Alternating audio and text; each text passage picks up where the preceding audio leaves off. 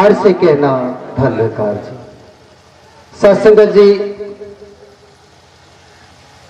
बहुत से धर्म चलता टेल जाता है तो महात्मा जी जय गुरुदेव वाला शिव चर्चा वाला अनेकों प्रकार के धर्म कैसे जी के परमात्मा अपना ले हई चीज जो ना जाए सत्संग होता ये जो सबके बस के बात नहीं खेल जाके कैसे गोस्वामी जी लिखता नहीं कि यही सरे आवत अति कठिनाई ये जो सभे ना आ पाई।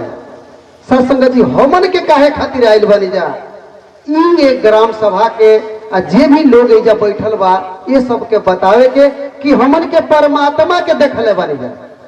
अनेकों प्रकार के धर्म संप्रदाय चल रहा बा जय गुरुदेव बा शिव चर्चा बा निरंकारी बा प्रणामी बा सतनामी बा अनेकों प्रकार के लेकिन सबके एक उद्देश्य बा कि सबका मालिक एक सबका मालिक एक सबका मालिक एक। लेकिन निरंकारी मिशन को है पहले एक देव ऐसा संगत जी ऐसा कोनो धर्म संप्रदाय नहीं के जो कहते होते कि आओ आओ प्रभु के दर्शन कर लो पैगाम है सब इंसानों को और मुर्शद मानव बना रहा है मुझ जैसे हैवानों को। तो ये सत्संगत जी हमन के आयल बन जा गवाही देवे कि हमन के परमात्मा के देखले बन जाए। देखिए बहुत बढ़िया एगो पूजा पाठ चल रहा बा आज बहुत बढ़िया पूजा पाठ के दिन बा।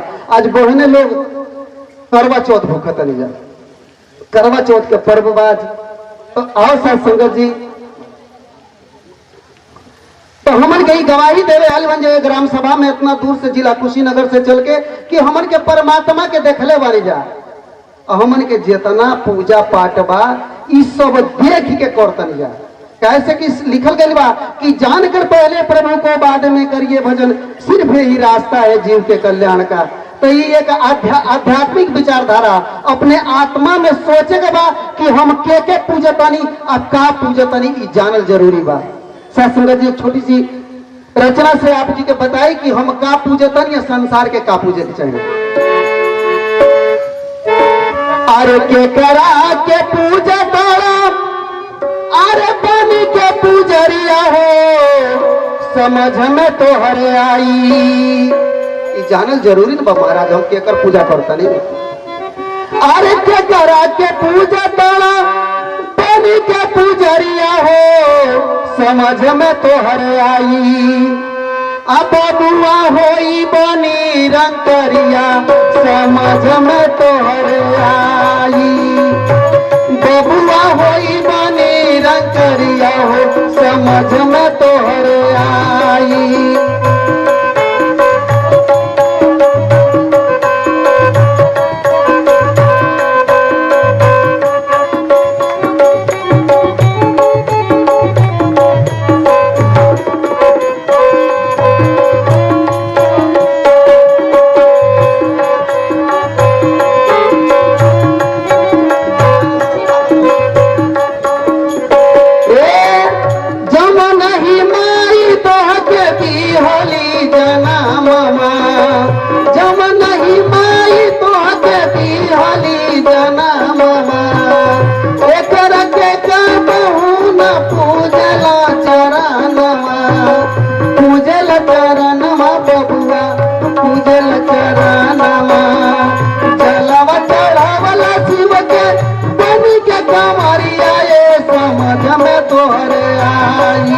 बबुआ होई बनी रंगरिया हो समझ में तो हरे आई बाबू होई बनी रंगरिया समझ में तो हरे आई।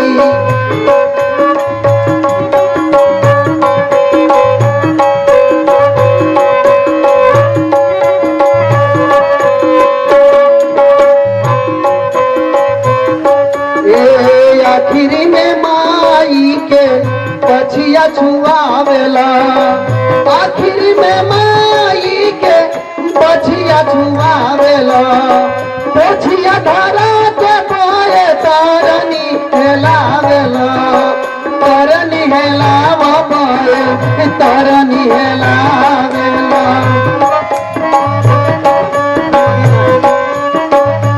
हमरे होता कि हमन के खाली दौड़े बजौने पर गा पायल जाए। देखिए कितना बहन हमारे समाज के विडंबना बा कि जब बाबूजी के आखिरी सांस आवता तो केहू कहल अरे ले आके तनी बाछी छुआ दो, तो कार भेल कि एगो पातर के नारी कटा गई। पातर के नारी कटले के बाद से काटई बैतरनी नदी हमारे बाबूजी के जौन तरह भेल बा तौन तरह बताओ तनी। हम अपने बाप के जेठ बेटा है, तो रौन घोरा गए पंडित जी यानी राधेश्याम पाठक जी हमारे गांव के कहनी कि लोटवा में तीनों नदी के गंगा गोदावरी और सरस्वती तीनों नदी के लोटवा में हेती चुके लोटा में बोला लिया। कहनी ये महाराज हमरे तो समझ में नहीं आवत कि ये चूंकि लोटा में तीन तीन गो नदी समाई। कहत अरे मान लो, तो कहनी अच्छा ठीक बा। ओकरे बाद से पातर के नारी कटा गई, ओमे गेर घोड़ा गई लोटवा में, और वही में गिरा दिए गई काटई बैतरनी नदी। कहनी एगो मछलियों नहीं बुड़ी है, यह बैतरनी नदी है। बाछी आई उनके पोछ धरावल गई, हम बाबूजी के कोरा में उठा लियनी, अब 5 बेर ए पार से ओ पार हेलौनी, ले आके जो ही चौकी पर सुता बनता बाबूजी पुटुक गई, बाबूजी गईले बछिया यही जबा। आखिरी बछिया जाई तब न बाबूजी के पार हेलाई।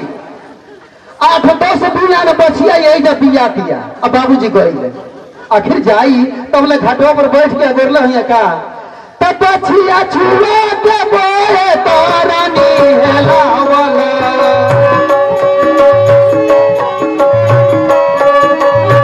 ए बाबू चली गईले बछिया बनल बाटे घरिया हो समझ में तोहर आई। बबुआ होई बनी रंगरिया समझ में तोहर आई।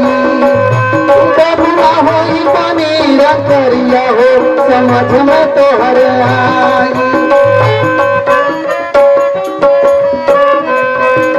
होता कि यही तरह कोई लगी एक जन राजवंशी जी संचालकी करे हमारे यहाँ कर रही के वो तो नहीं रौरिया तो नचनिया है। कहनी कि हम नचनिया हो ही, लेकिन यही तरह जब संसारी कहले रहा तो कहनी कि काहे ते कहले हम के नचनिया, कैसे ते कहले हम के नचनिया, माया में फंस के नाचत ये दुनिया काहे ते कहले हम के नचनिया। पेटे खातिर पंछी नाचे जाके दुरंदेश में, पेटे खातिर मनई नाचेला हर बेस में, पेटे खातिर कुकुरे दुआरी के आशा, पेटे खातिर मदारी लगावेला तमाशा, पेट भरे खातिर नाचत ये दुनिया। आ काहे ते कहले हम के नचनिया, हमनी के भिन्न शहर से नाचत नहीं जा अहिनी हो जाए ऐजा नाचत नहीं जाबे। आ सांझी के जाके मुंडेरी में नाचे के बा, बिना मंझा छापर में नाचे के बा, आ परसों जाके बिहार में नाचे के बा मंझरिया।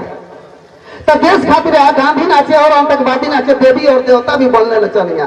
सीता खातिर राम नाचे, सीता खातिर राम नाचे, राधा खातिर श्याम नाचे, सोना खातिर रुदल भी बनने दुल्हनिया।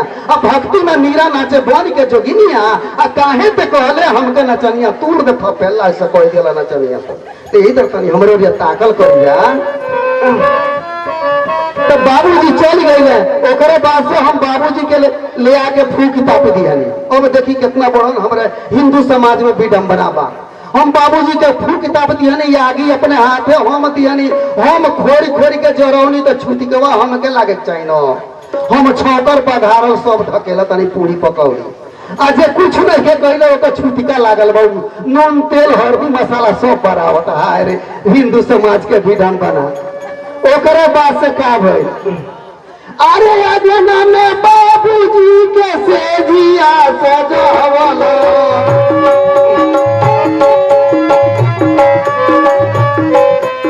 अब देखी काम के दिन क्या होता कि खटिया बिछाना सेजा सजाला नागना में क्या माता बहन लोग रोड़िए पर कहले कि तन सीधे छुआ दिया जा संगत जी।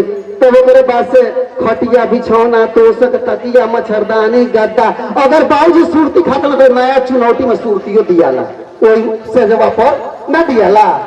अब ये बताई हमारे हिंदू समाज कहेला, शास्त्र उठा के देखी कि इंसान के कर्म के हिसाब से अगला जन्म के प्राप्ति होला।